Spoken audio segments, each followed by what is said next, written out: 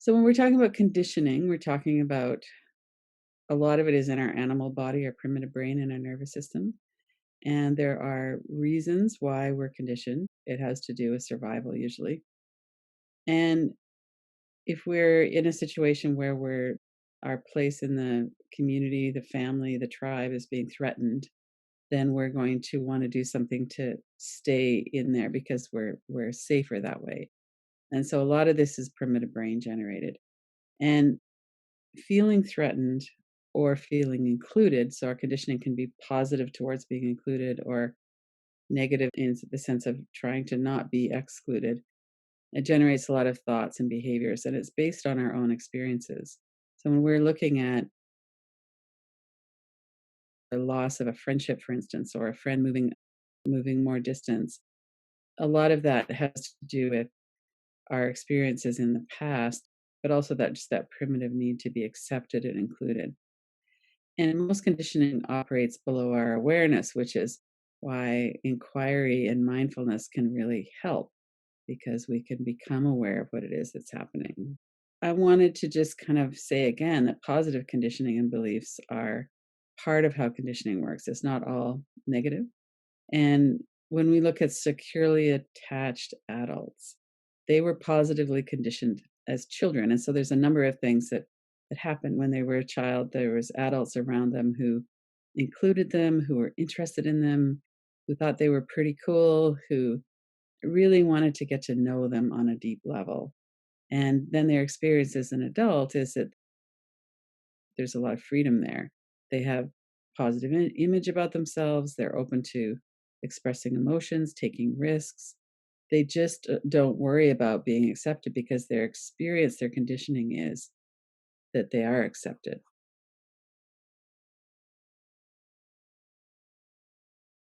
So adults who were abused, neglected, or insecure, or had unreliable attachment tend to develop these core deficiency beliefs. And we know that our inclusion is not certain. And then that triggers survival fears. And we're not quite sure where we belong or that we belong. Someone was mentioning the other day about this book, Are You My Mother? It's this bird that goes around and she asks the dog, she asks all of these different animals, and she asks a piece of equipment, Are you my mother? Are you my mother? It kind of rung a bell in terms of this. How do we know? How do we have that feeling of where we're connected and where we belong if that wasn't our experience? Or if it was sporadic, where sometimes we were included, but sometimes not. And it was hard to know what was going to make the difference sometimes. So, whatever our experience is, and we all have some positive conditioning and some more troubling, thought comes in as words and images. And the content of our thoughts arises from the pool of associations, memories, and experiences. Or, in other words, the content comes in from our conditioning. Lane developed the slide, but it was based on something Dan McClintock with the Kilby Inquiries came up with. When we put our conditioning on the left side, the beliefs, and we have some kind of a structure over there. Sometimes I think about it as a shelf or a container of some kind. So, what's over there? And then here it is, here we're working with it in the middle. And then over on the right side, there's freedom there. So, there's not a structure, there's not a bunch of limiting beliefs. And for me, I found that it's very helpful just in terms of conceptualizing it when we're doing inquiry. What is it that's holding us back? What are the beliefs that we have? And then we can look into them. The Kilby inquiries, we do a lot of the reverse inquiry, which we'll do a little bit here in a minute. And we also do the utility inquiry of why do we have that belief? What was the utility or the benefit of it when we were younger, especially? And then if we think about it as, okay, over there on the left side, there's all that yucky. I was being facilitated the other day, and it was kind of like this gooey, dark, icky mess over there. And then what's over on the right-hand side? And how can we get to there? Like, what is it that's holding us back? It's like there's this tentacles that are moving across through us that really prevent us from being completely free. So if that structure works for you, then that's something that we can work with. If it doesn't, just let it go and don't worry about it. But I found that that was very helpful for me, the way my mind works.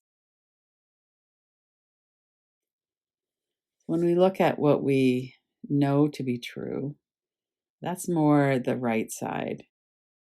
It's our own basic goodness, is our own sense of ourselves, our own sense of value. And a lot of what's in the left side in that conditioning by its nature are things that we've learned. And so a lot of the content in what holds us back are things that we've learned about ourselves. And we learned about them as children, generally. And we learned about them as children with the brain development of a child, which isn't very sophisticated. And we were in a powered down position as children. We didn't have the capacity or the ability to earn a living or move away. We were really stuck with whatever the experiences are that we have as a child. So we have all of this stuff on the left side that are the conditions, the conditioning that we've learned, the content. I'm stupid. I'm clumsy. I'm beautiful. I'm ugly. I'm all of those things. Really, it's a lot of it is the luck of the draw in some ways about who we get as parents and who we have around us. And some people, I had a wonderful teacher for many years when I was in grade school. And other people weren't as lucky to have that. And then I had whatever the situation was with my parents, they weren't really connected. So we each have our own circumstances, and now we're adults. And how can we really acknowledge what it was that we learned as a child and that it might not be true? And really have a fresh look at everything now. And then the tricky part, of course, is to let go of what it is that's not true.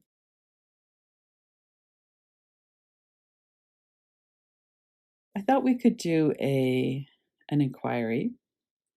So we're going to pause here for a little bit. There's so many different topics we're going to look at over this 9 weeks. And one of the reasons I wanted to start with school is because there's usually enough material there that we could have something to inquire into, but it's not quite as charged sometimes as, what it might have been in your home. But work with this in a way that, when we're doing these group inquiries, we're doing the inquiry for 5 minutes or 10 minutes. And it's not a private facilitation where I can kind of stay there with you. So we don't want to go into the most extreme or most negative or a fearful memory that we have, but pick something. So just bring to mind some kind of an event that happened. It might be something that happened many, many times.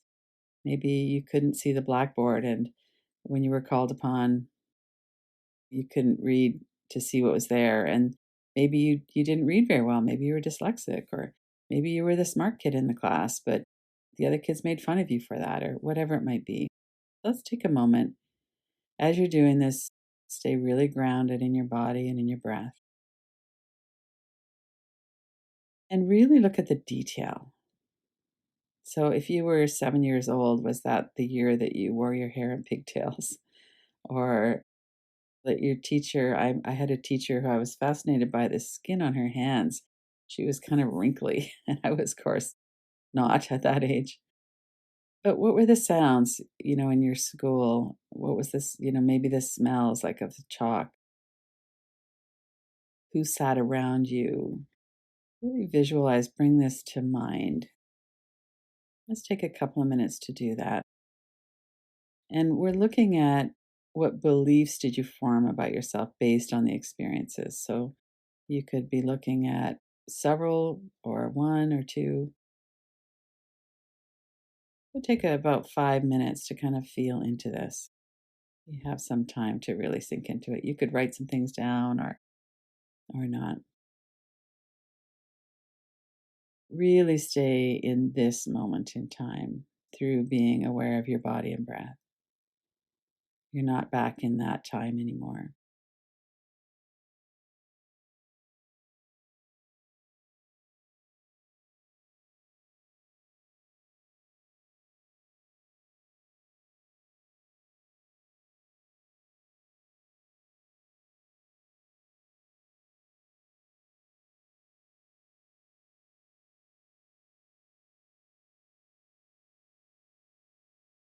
If your mind is kind of bopping around with a bunch of different things, just pick one. It doesn't have to be the perfect one.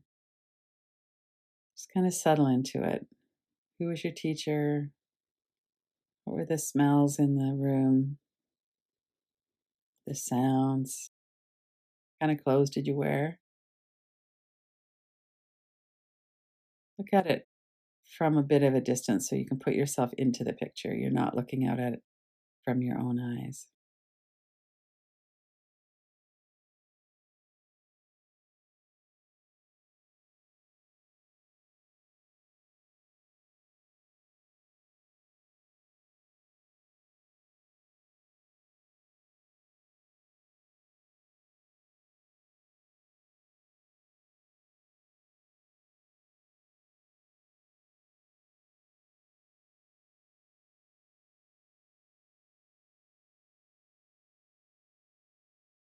And if anything is getting kind of intense, for instance, if you're having a belief that you're stupid because you didn't read very well, bring it up into the tapping zone, into your forehead, and gently tap on your forehead. Start to bring your attention away from the words or pictures and just into the sound of the tapping, sensation of the tapping.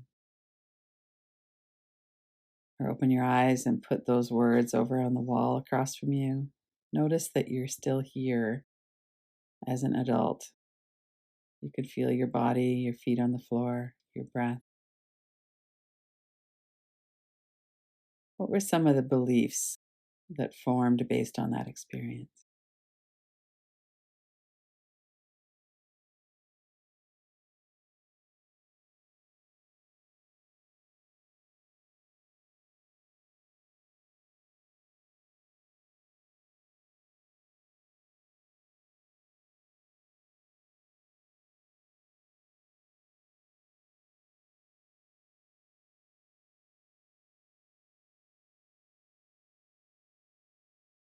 And then, if we're using this same kind of structure, on the left, we might have some conditioned beliefs. It's not safe to speak up. I'm stupid. I don't count, whatever that might be. And you could fill in your own beliefs there. What came up for you when you were looking at that? What were some of the beliefs that formed? What did that reflect back about you? It might be something you know is not true now, but at the time, as you're looking at yourself in that situation, what were you believing?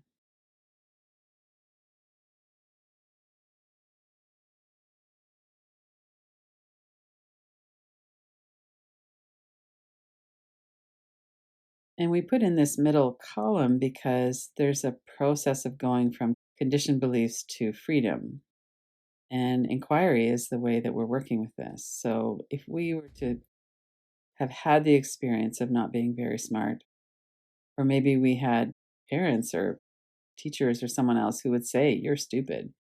You'll never get this. There's no point in you going to university. You're too stupid to get anything out of that." We might have had that as a really overt thing, or we might have had it as more subtle, where we just kind of believed that about ourselves and never questioned it.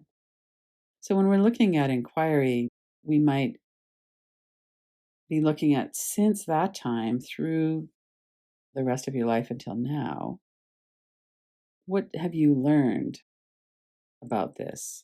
So one of the things might be, in fact, that it wasn't true that you weren't smart enough. Your experiences being that you have good ideas and that you're able to understand complex things and that you are in fact smart. We might also have experienced since then that it's okay to try and not get it right because we don't have to be perfect. So even if we were in a situation when we were children where we were kind of ridiculed if we got the answer wrong, kids can be very cruel to each other. But even if that was the situation, what's your situation now? So just continue this kind of quiet reflection for a minute and then we'll share after in a few minutes. Most of us have had a deepening experience of being on our own side. We work with the inner critic. We really kind of sit with, what does it feel like to be an adult now, to be on my own side? And then the freedom kind of grows from there. As we're doing the inquiry, we're starting to realize that a lot of the beliefs that we had about ourselves when we were children aren't correct. They're false, core deficiency beliefs. And then we get some trust in ourselves. We have confidence. We don't have to follow the rules completely. We can take more risks. How does that track for you as you go from the conditioned beliefs through the inquiry to the freedom? How can you kind of track maybe some of the impact that some of those beliefs had on you as you move through your adult life and where you're at now with it, even though you probably want to be more free? But there's freedom here that wasn't there before. Let's just take a moment to tune into that.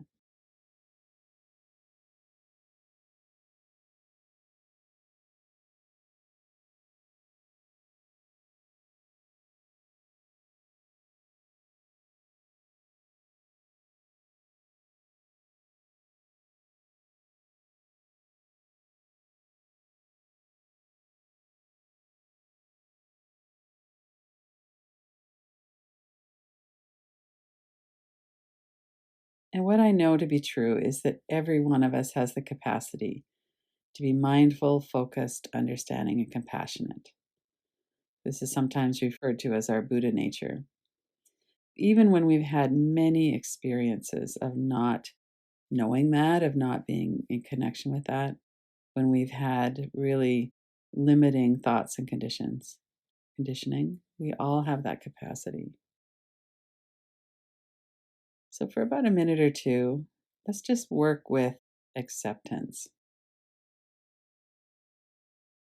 Like everyone else, I was conditioned as a child and it affects me now as an adult.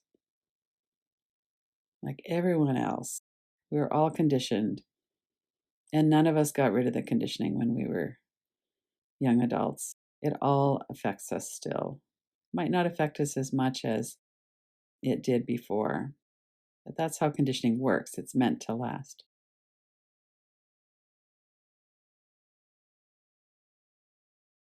So we might be really angry about that, or really resentful, or not wanting that to be true. So just try it out. Like everyone else, I was conditioned as a child. And we can have a lot of emotion around that. And then as we move forward and deeper into working with conditioning, I'm willing to see myself clearly and with kindness and patience. I'm willing to see myself clearly with kindness and patience.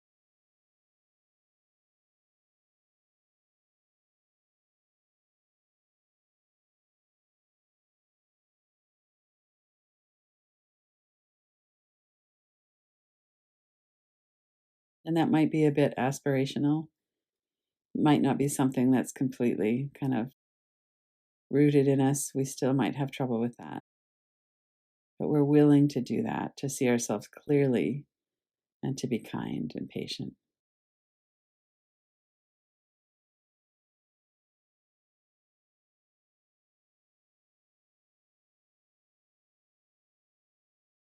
Let's take a minute or two to finish off our thoughts, or if you wanted to make a few notes about things, and then we'll come back to the group.